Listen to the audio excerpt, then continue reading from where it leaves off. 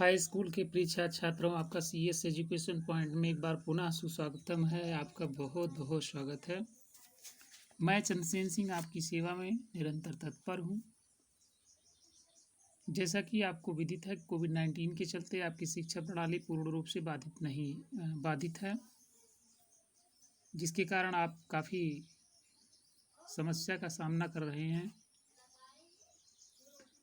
तो कल आपको पाठ 3 सवैया का अर्थ बताया गया था। उसमें एक आप पहला, दूसरा, तीसरा, चौथा, पाँचवां, छठवां पढ़ेंगे सवैया। तो जब अपनी बुक पलटेंगे पीछे की तरफ, उसमें एक कवित्त है जो रसखान ग्रंथावली से लिया गया है। इसकी रचना भी जो है सूरदास जी ने ही की है। तो आज मैं आपको वो पढ़ाने चल रहा हूँ। तो देखेंगे, इसमें भगवान श्री कृष्ण जब समस्त ग्वाल बालों के संग गाय चराने गए हुए रहते हैं, तो वहाँ की लीलाओं का वर्णन किया गया है कि जब संध्या के समय जब समस्त ग्वाल बालों के संग भगवान श्री कृष्ण गाय चरा कर लौटे रहते हैं, तो उसी समय का प्रसंग है, जिसका वर्णन आप लोगों के सम्मुख अति सरल सूक्ष्म अर्थों में किया जा रहा है। आप ध्यान दें, परीक्षा के लिए बहुत बहुत इम्पोर्टेंट है यह। गोरज विराजे, देखेंगे एक बार, आपको बता दें ये लिखा गया है, लाइन इंडिकेट कर दिया गया है। ये दूसरी लाइन, ये तीसरी, ये चौथी, ये पाँचवीं, ये छठवीं, ये सातवीं और ये आठवीं। 8 लाइन है। तो एक एक लाइन का अर्थ देखेंगे। तो अब देखेंगे कि गोरज विराजे, गोरज विराजे, गोरज गो गाय, रज अर्थात गाय के जिस मार्ग से चलती है, अर्थात खुर के नीचे जो मिट्टी होती है उसे रज बोलते हैं। विराजे, विराजे का अर्थ होगा शोभायमान। भाल तिलक, लहलही शोभायमान लगना, बनमाल बन में। तो देखेंगे, गायों के पैरों से उठी हुई धूल, गायों के पैरों से उठी हुई धूल भगवान श्री कृष्ण के मस्तक पर तिलक के समान शोभायमान लग रही है। गायों के पैरों से उठी हुई धूल भगवान श्री कृष्ण के मस्तक पर तिलक के समान शोभायमान लग रही है। आगे गैया, आगे आगे गायें, पाछे ग्वाल और उनके पीछे ग्वाल बाल, गाँव में मृदुबांडी ग्वाल बाल मधुर गीत गाते हुए चले आ रहे हैं। तैसी धुनि बांसुरी की मधुर मधुर जैसी, जिस प्रकार से वे गीत गा रहे हैं, ठीक उसी प्रकार से भगवान श्री कृष्ण अपनी बांसुरी भी बजा रहे हैं। इसका एक अर्थ होगा, जिस प्रकार से भगवान श्री कृष्ण बांसुरी बजा रहे हैं, ठीक उसी प्रकार से ग्वाल बाल भी गीत गा रहे हैं। बंक चितवन मंद मंद मुस्कान री, बंक चितवन उनके आँखों की चितवन भी ठीक उसी प्रकार से हो रही है। मंद मंद मुस्कान री, और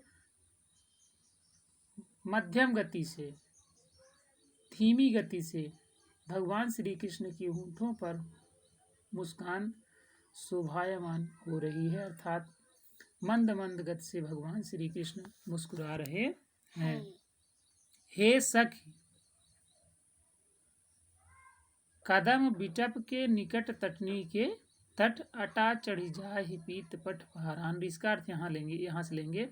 हे सखी, आओ हम सब अटारी पर चलकर देखें कि कदम की वृक्ष की डाल पर बैठकर, कदम बिटप के निकट तटनी के तट, तटनी के तट अर्थात यमुना नदी के किनारे कदम की वृक्ष की डाल पर बैठकर भगवान श्री कृष्ण अपनी बांसुरी को बजा रहे हैं, और उसे सुनने के लिए समस्त गोकुल की गोपिकाएं, समस्त गोकुलवासी, समस्त जीव जंतु उस मधुर आवाज़ को सुनने के लिए लालायित हो रहे हैं, अर्थात एक समस्त कार्यों को छोड़ करके केवल बांसुरी की आवाज़ ही सुन रहे हैं। ऐसी धुन को सुनने के लिए, ऐसी आवाज़ को सुनने के लिए, ऐसे मन को मोहित करने वाले, मन को आनंद प्रदान करने वाली बांसुरी की आवाज़ को सुनने के लिए आओ हम सब अटारी पर चलें और देखें। पीत पट फहरान रे, भगवान श्री कृष्ण अपना पीताम्बर फहरा रहे हैं। ऐसे पीताम्बर को भी देखने के लिए आओ हम सब अटारी पर चलें। रस बरसावे तन तपन बुझावे नयन, जो मानो आनंद की वर्षा करके, जो मानो आनंद की वर्षा करके तन तपन, तन माने शरीर, तपन माने ताप को, बुझावे माने बुझाते हैं, जो मानो शरीर के ताप को कम कर रहे हैं। बुझावे नयन, और नेत्रों को अत्यधिक आनंद प्रदान कर रहे हैं। प्राणन रिझावे आवे वह रसखान री, प्राणों को, हमारे प्राणों को अपनी ओर आकर्षित करते हुए मानो इधर चले आ रहे हैं। ऐसे भगवान श्री कृष्ण को आओ हम सब अटारी पर चढ़कर देखें। तो प्रिय छात्र छात्राओं, आशा करता हूँ कि आपको यह अर्थ समझ में आया होगा। अगर आपको कहीं भी कोई भी परेशानी है, कोई किसी परेशानी का सामना कर रहे हैं, तो आप जो है हमारे नंबर 8400020220 अथवा हमारा एक नंबर और है 93053553